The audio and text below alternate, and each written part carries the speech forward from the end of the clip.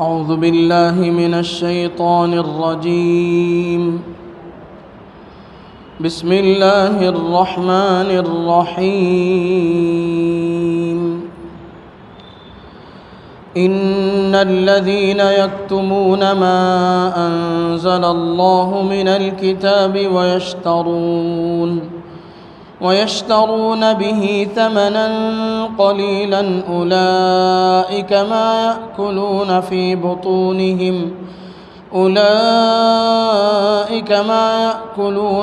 بطونهم إلا النار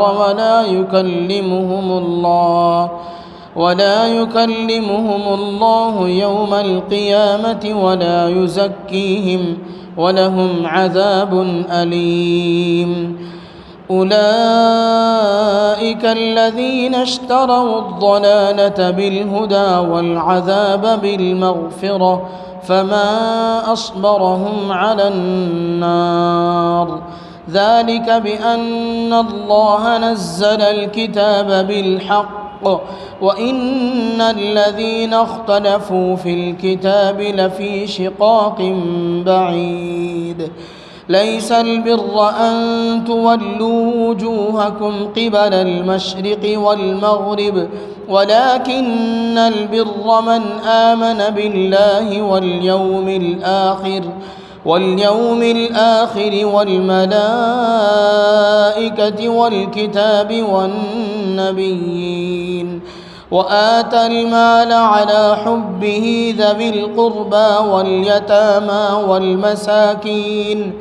واليتامى والمساكين وابن السبيل والسائلين وفي الرقاب وأقام الصلاة وآتى الزكاة والموفون بعهدهم إذا عاهدوا والصابرين في البأساء والضراء وحين البأس. أولئك الذين صدقوا وأولئك هم المتقون. صدق الله العظيم. إن الذين يكتمون ما أنزل الله من الكتاب، بے شک جو لوگ چھپاتے ہیں جو کچھ نازل کی اللہ نے کتاب، وَيَشْتَرُونَ بِهِ ثَمَنًا قَلِيلًا اور لیتے ہیں اس پر تھوڑا سا مول، أُولَئِكَ مَا يَأْكُلُونَ فِي بُطُونِهِمْ إِلَّا النَّارِ وہ نہیں بھرتے ہیں اپنے پیٹ میں مگر آگ، وَلَا يُكَلِّمُهُمُ اللَّهُ يَوْمَ الْقِيَامَةِ وَلَا يُزَكِّيهِمْ اور نہ بات کرے گا ان سے اللہ قیامت کے دن اور نہ پاک کرے گا ان کو، وَلَهُمْ عَذَابٌ أَلِيمٌ اور ان کے لیے ہے عذاب دردناک۔ اولئک الذین اشتروا الضلالۃ بالہدی یہی ہیں جنہوں نے خریدا گمراہی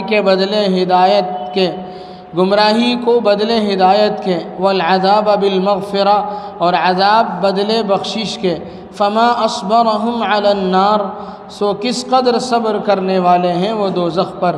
ذالک بأن اللہ نزل الکتاب بالحق یہ اس واسطے کہ اللہ نے نازل فرمائی کتاب سچی، وَإِنَّ الَّذِينَ اخْتَلَفُوا فِي الْكِتَابِ لَفِي شِقَاقٍ بَعِيدٍ اور جنہوں نے اختلاف ڈالا کتاب میں وہ بے شک ضد میں ہیں، دور جا پڑے۔ لَيْسَ الْبِرَّ أَن تُوَلُّوا وُجُوهَكُمْ قِبَلَ الْمَشْرِقِ وَالْمَغْرِبِ نیکی کچھ یہی نہیں کہ منہ کرو اپنا مشرق کی طرف یا مغرب کی طرف، وَلَكِنَّ الْبِرَّ مَنْ آمَنَ بِاللَّهِ وَالْيَوْمِ الْآخِرِ وَالْمَلَائِكَةِ وَالْكِتَابِ وَالنَّبِيِّينَ لیکن بڑی نیکی تو یہ ہے کہ جو کوئی ایمان لائے اللہ پر اور قیامت کے دن پر اور فرشتوں پر اور سب کتابوں پر اور پیغمبروں پر، وآتى المال على حبه ذوي القربى واليتامى والمساكين وابن السبيل والسائلين وفي الرقاب اور دے مال اس کی محبت پر رشتہ داروں کو، یتیموں کو، محتاجوں کو اور مسافروں کو اور مانگنے والوں کو اور گردنوں کے چھڑانے میں، وَأَقَامَ الصَّلَاةَ وَآتَى الزَّكَاةَ اور قائم رکھے نماز کو اور دیا کرے زکوٰۃ، وَالْمُوفُونَ بِعَهْدِهِمْ إِذَا عَاهَدُوا اور پورا کرنے والے ہیں اپنے اقرار کو جب عہد کریں، والصابرین فی البأساء والضراء وحین البأس اور صبر کرنے والے ہیں سختی میں، تکلیف میں، لڑائی کے وقت، اولئک الذین صدقوا، یہی لوگ ہیں سچے، واولئک هم المتقون، اور یہی ہیں پرہیزگار۔ میرے محترم بزرگوں، دوستو، یہ سورہ بقرہ کی آیت نمبر 174، 175 اور 174 اور 177، یہ تقریباً 4 آیتیں ہو گئیں۔ اس سے پہلے یہ شروع کی جو 3 آیتیں ہیں اس سے متعلق تفصیل یہ ہے کہ اس سے پہلے آیت گزری تھی انما حرم علیکم المیتۃ والدم ولحم الخنزیر، کہ اللہ نے مردار کو، خون کو اور خنزیر کے گوشت وغیرہ کو حرام قرار دیا ہے۔ وہ چیزیں تھیں جن کو حرام کیا گیا تھا، اور وہ محسوس تھیں، محسوس چیزیں تھیں، ایسی چیزیں تھیں جو نظر آنے والی تھیں۔ بعض ایسے احکام، بعض ایسی چیزیں ہیں جو نظر نہیں آتی ہیں، چیز کے طور پر نظر نہیں آتی ہیں، بلکہ عقائد کے طور پر ہیں، نیتوں کے طور پر ہیں اور اعمال کے طور پر ہیں۔ کچھ ایسی چیزیں بھی ہیں جن سے بھی اللہ تبارک و تعالی امت کو روک رہے ہیں، اور یہود و نصارہ جو یہ کام کرتے تھے ان کی قباحت بیان کر رہے ہیں۔ اس آیت میں اللہ تبارک و تعالی فرماتے ہیں ان الذین یکتمون ما انزل اللہ من الکتاب وَيَشْتَرُونَ بِهِ ثَمَنًا قَلِيلًا أُولَئِكَ مَا يَأْكُلُونَ فِي بُطُونِهِمْ إِلَّا النَّارِ، کہ علامہ واحدی رحمۃ اللہ علیہ اسباب النزول میں لکھتے ہیں کہ یہ آیت ان لوگوں کے بارے میں نازل ہوئی جو یہود کے رؤساء تھے، یہود کے سردار سمجھے جاتے تھے، یہودیوں کے سردار سمجھے جاتے تھے اللہ کے نبی صلی اللہ علیہ وسلم کے زمانے میں۔ ان لوگوں کو اس زمانے میں پڑھے لکھے لوگوں میں ان کا شمار تھا۔ وہ چونکہ آسمانی علوم سے کچھ نہ کچھ واقف تھے، اس لیے وہ کفار کے ہاں، مشرکین کے ہاں، عرب کے جو ان پڑھ کفار و مشرکین تھے ان کے ہاں ان کا ایک بڑا اعزاز تھا۔ اس اعزاز کے آڑ میں وہ لوگ اپنے علاقے کے جو کفار و مشرکین ہیں جن کو آسمانی علوم سے زیادہ واقفیت نہیں تھی، ان سے بہت سارے ہدیے تحفے ان کو ملتے تھے۔ بعد میں ان لوگوں نے دیکھا کہ نبوت بنی اسرائیل کے بجائے بنی اسماعیل میں چلی گئی۔ نبوت کا سلسلہ بہت پہلے سے بنی اسرائیل میں چلا آ رہا تھا۔ حضرات انبیاء کرام علیہم السلام، حضرت سیدنا ابراہیم علیہ السلام کے بعد حضرت اسحاق علیہ السلام جو اللہ کے نبی حضرت سیدنا ابراہیم کی اولاد میں ہیں، ان کی نسل میں چلتا آ رہا تھا، اور یہود انہی کی نسل سے تھے۔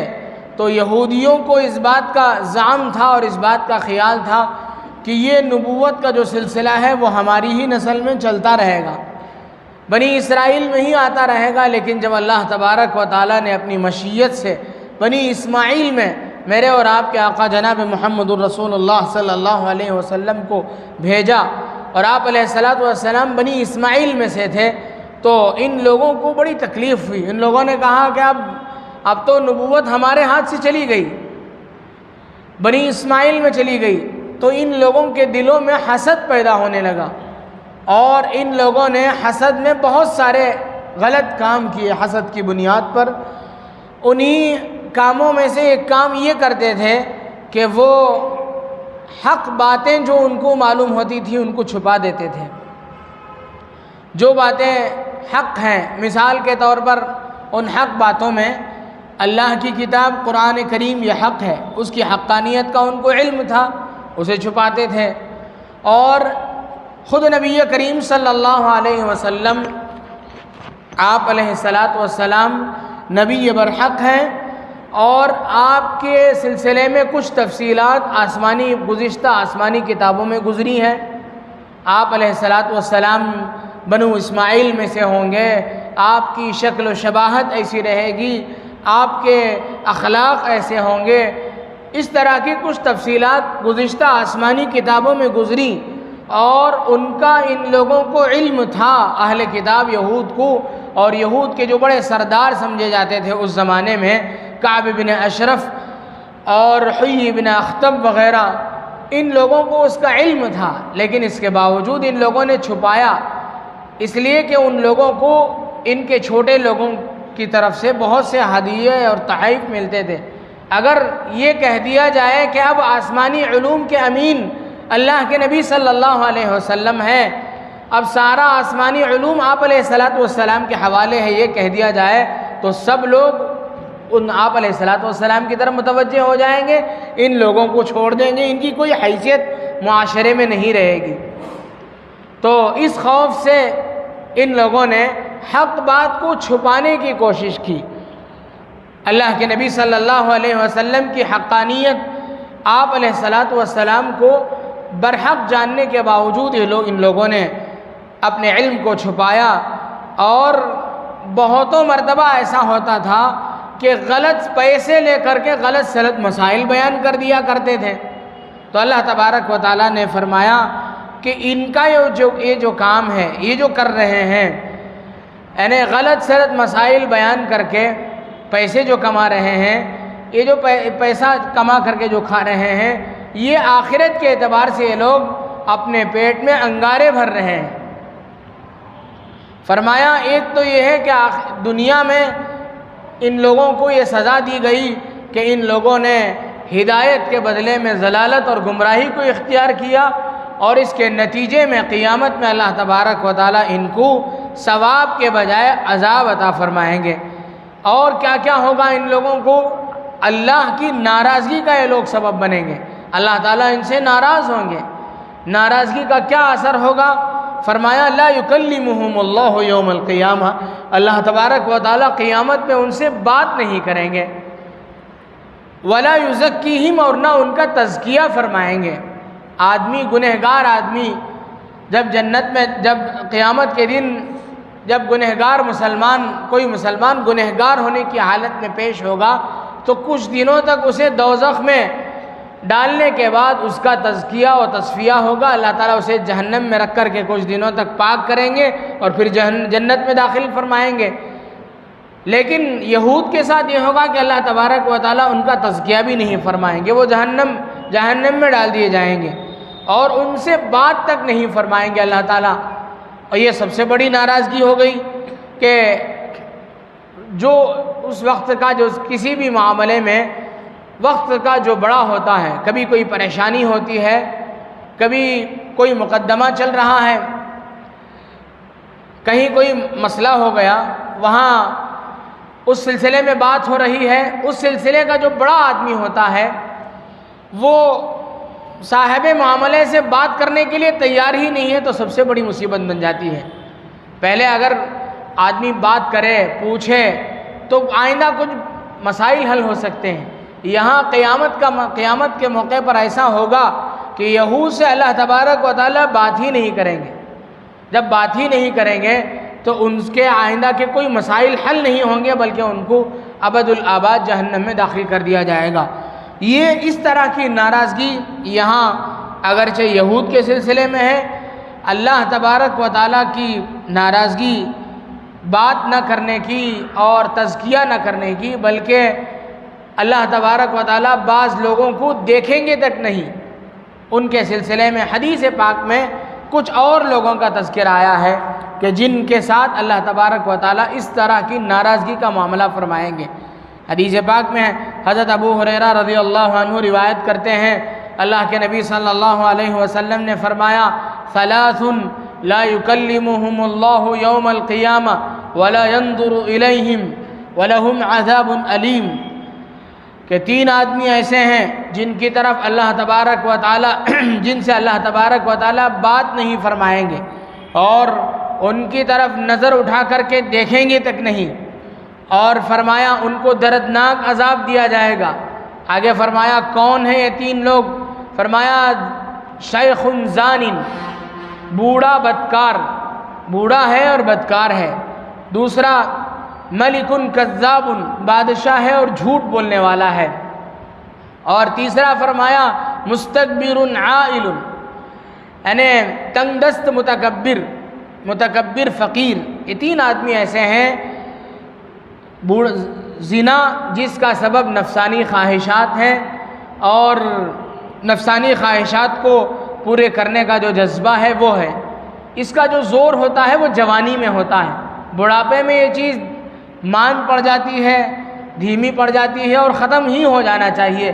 لیکن کوئی آدمی بڑھاپے کی حالت میں پہنچ کر بھی زنا کرتا ہے جبکہ اس کے اسباب کم ہو چکے ہیں، تو اللہ تبارک و تعالیٰ کے نزدیک ایسا شخص بہت ہی زیادہ ناراضگی کا سبب بنتا ہے، ایسا شخص بہت ہی زیادہ اللہ کو غصہ دلانے والا ہوتا ہے۔ اسی طرح جھوٹ، جو آدمی انسان جو جھوٹ بولتا ہے وہ کسی مجبوری کی بنیاد پر بولتا ہے، اگرچہ مجبوری میں بھی جھوٹ بولنے کی، انتہائی درجے کی مجبوری میں جھوٹ بولنے کی اجازت دی گئی ہے، لیکن معمولی مجبوریوں میں جھوٹ بولنے کی شرعاً اجازت نہیں ہے۔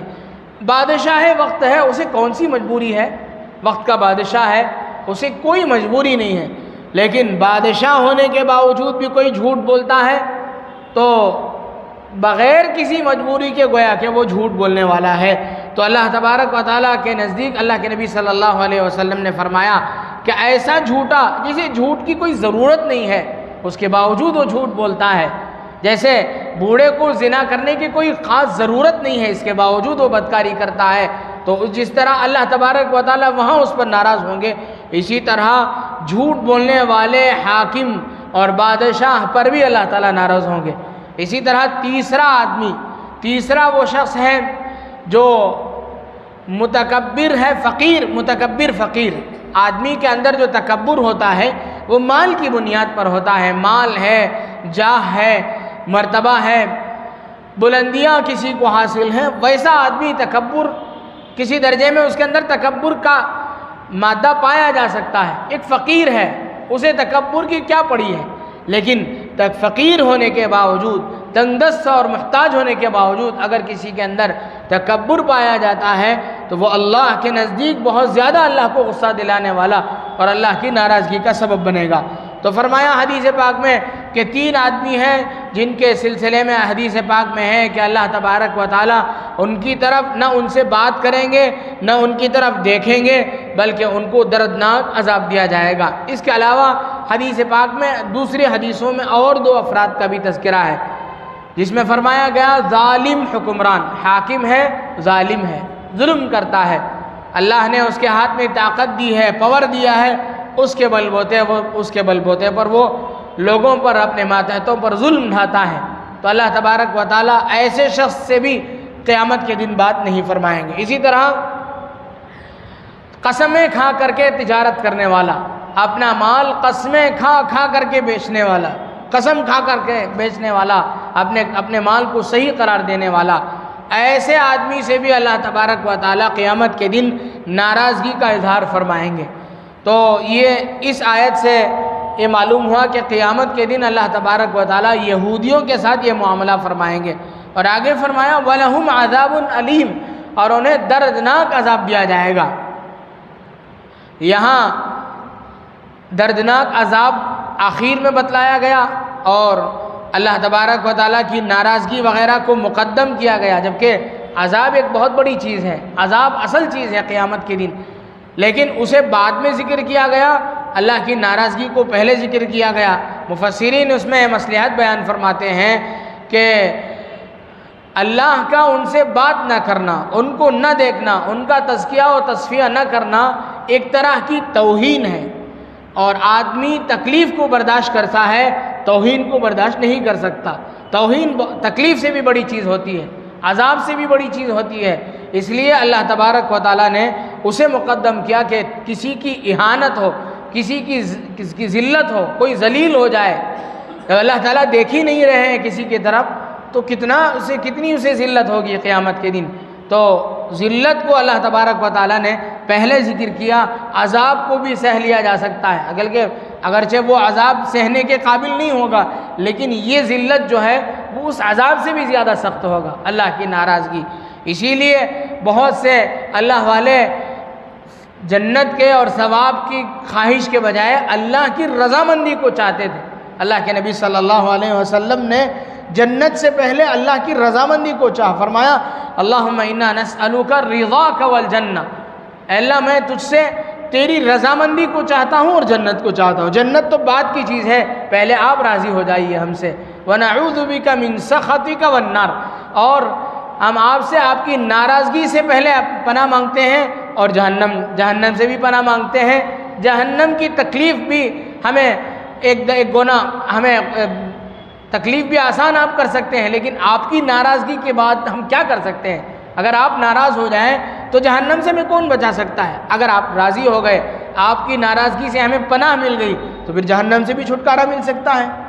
تو حدیث پاک میں اللہ کے نبی صلی اللہ علیہ وسلم نے اس لائن سے دعا بھی فرمائی، اور آگے فرمایا اولئک الذین اشتروا الضلالۃ بالہدی والعذاب بالمغفرہ، یہی وہ بدبخت ہیں جن لوگوں نے ہدایت کے بدلے گمراہی کو خریدا اور مغفرت کے بدلے عذاب کو اختیار کیا۔ دنیا میں ان لوگوں نے ہدایت، اور دنیا میں دو چیزیں بہت اہم ہیں، ہدایت اور علم، لیکن اس کے مقابلے میں ان لوگوں نے جہالت اور گمراہی کو اختیار کیا، تو اللہ تبارک و تعالی انجام کار ان لوگوں کو مغفرت کے بدلے میں اللہ تعالیٰ ان کو عذاب عطا فرمائیں گے۔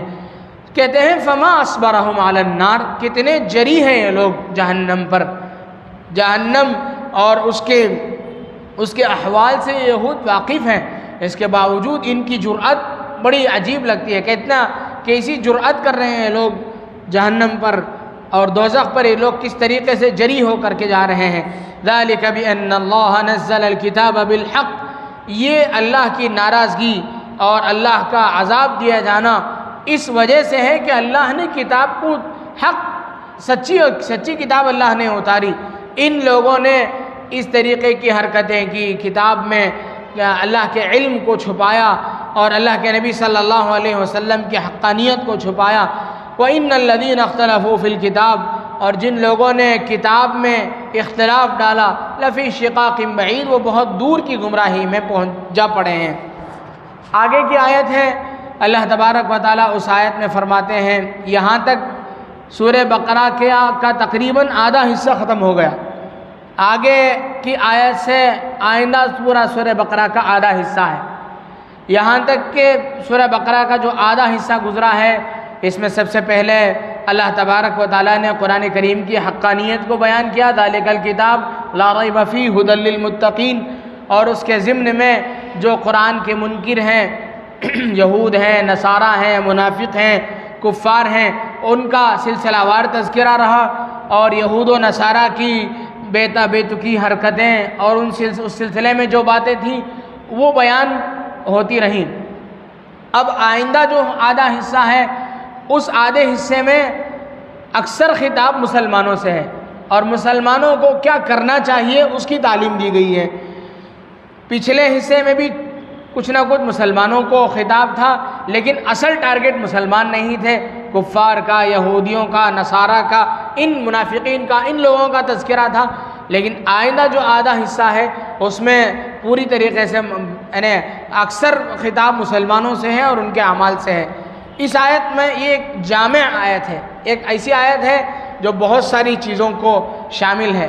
اس آیت کے نازل کرنے کا سبب یہ ہے، اس آیت کا سبب نزول یہ ہے کہ اس سے پہلے قبلے کے مسئلے کو لے کر کے یہود و نصارہ نے بہت ہی مسلمانوں کا مذاق اڑایا تھا کہ کبھی تم لوگ کعبۃ اللہ کی طرف رخ کرتے ہو، کبھی بیت المقدس کی جانب رخ کرتے ہو، تمہارا کوئی ٹھکانہ نہیں ہے۔ اسی مسئلے کو لے کر کے بہت بڑا چڑھا کر کے باتیں کرتے رہے، تو یہاں اللہ تبارک و تعالیٰ اس بحث کو ختم کرتے ہیں ایک الگ انداز سے۔ کہتے ہیں کہ مشرق کی جانب رخ کرنا، مغرب کی جانب رخ کرنا، یہ کوئی اصل نہیں ہے۔ اصل تو اللہ کے حکم کی تابعداری ہے، اللہ کے حکم کو ماننا، یہ اصل ہے۔ اللہ کا حکم ہوا مشرق کی جانب حکم کرو، اللہ کا حکم ہوا کعبے کی طرف رخ کرو، کعبے کی طرف رخ کیا گیا۔ اللہ کا حکم ہوا بیت المقدس کی جانب رخ کرو، ادھر طرف رخ کیا گیا۔ یہ مشرق مغرب کی طرف رخ کرنا یہ کچھ اصل نہیں ہے، بلکہ اللہ کی اطاعت اصل ہے۔ اور اس آیت میں اللہ تبارک و تعالیٰ نے 3 مضمون کو بیان فرمایا جو پوری شریعت کو جامع ہے۔ سب سے پہلی چیز عقائد کو بیان فرمایا، دوسرا اعمال کو بیان فرمایا، تیسرے نمبر پر اخلاق کو بیان فرمایا۔ ان آیت میں یہ پورے آیت کا نچوڑ یہی ہے، اور اگلے سورہ بقرہ میں جتنی آیتیں ہیں اسی کی گویا کہ تشریح ہے، اسی آیت کے ضمن میں وہ ساری چیزیں ہیں۔ اس میں جو اجمالی طور پر جو بیان کیا گیا ہے اسی کی گویا کہ تفصیلات ہیں۔ اس میں اللہ تبارک و تعالیٰ فرماتے ہیں لیس البر ان تولوا وجوہکم قبل المشرق والمغرب، نیکی صرف یہی اسی میں منحصر نہیں ہے کہ تم مشرق کی طرف رخ کرو یا مغرب کی طرف، بلکہ نیکی یہ ہے کہ آدمی اللہ پر اور آخرت کے دن پر، فرشتوں پر، کتابوں پر اور نبیوں پر آدمی ایمان لائے۔ یہ اعتقادات اور ایمانیات کا بیان یہاں تک ہوا، اور آگے فرمایا وَآتَ الْمَالَ عَلَى حُبِّهِ ذَوِي الْقُرْبَى وَالْيَتَامَى وَالْمَسَاكِينَ وَابْنَ السَّبِيلِ وَالسَّائِلِينَ وَفِي الرِّقَابِ، یہ معاملات کا بیان ہوا کہ آدمی یعنی مالی عبادات کا بھی گویا کہ بیان ہوا کہ آدمی اللہ کی محبت میں رشتہ داروں کو، یتیموں کو، مسکینوں کو، مسافروں کو، مانگنے والوں کو اور غلاموں کے گردنوں کو چھڑانے میں آدمی خرچ کرے۔ اس میں اللہ تبارک و تعالیٰ نے فرمایا علی حبہ وآت المال علی حبہ ذوی القربى، آدمی اس کی محبت میں مال کو خرچ کرے۔ اس کی محبت سے مراد کیا ہے؟ کس کی محبت ہے؟ بعض لوگ کہتے ہیں اس کی محبت کا مطلب یہ ہے کہ آدمی اللہ کی محبت میں مال دے، مال کا خرچ کرنا اللہ کی محبت میں ہو، دکھلاوے کے لیے، نام و نمود کے لیے، شہرت کے لیے نہ ہو۔